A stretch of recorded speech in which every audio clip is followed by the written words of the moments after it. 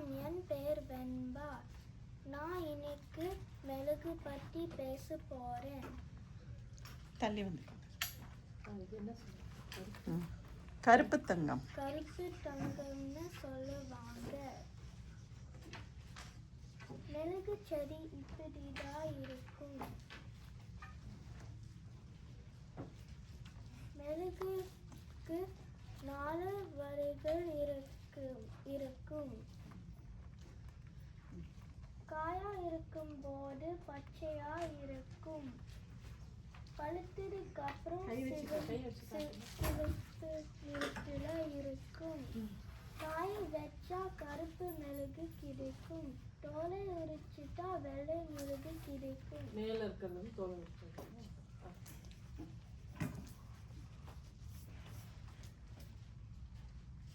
மெழுகோட சுவை ரொம்ப காரமா இருக்கும்.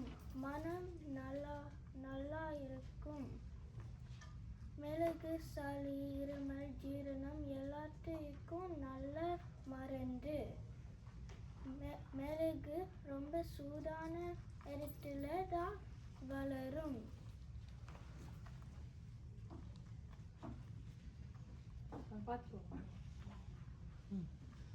மெழுகு இந்தியாவும் வியட்நாம்ல கிடைக்கும்.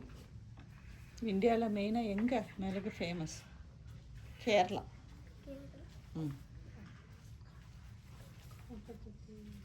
ஊட்டச்சத்து தானே. It's okay. பைப்ரன் ஆன்டி ஆக்சிடென்ட் இருக்கு. அடுத்து மெழுகு எல்லாம் சாப்பிட பயன்படும்.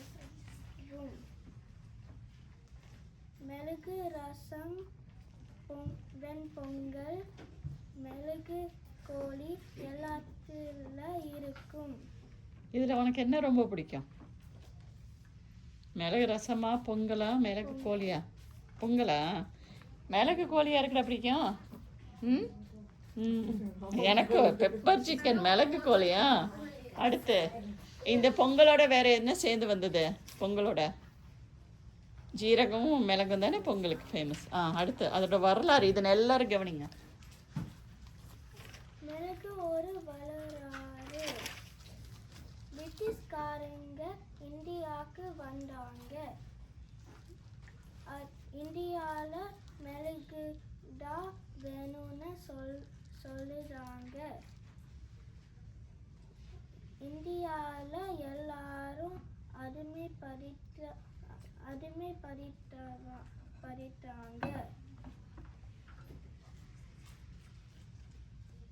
மெழுகு ஒரு பழமொழிக்கு சொல்லுறேன். 10 மிளகு இருந்தா பகைவன் வீட்டில் சாப்பிடலாம். மிளகாய்க்கு பதில் மிளகு.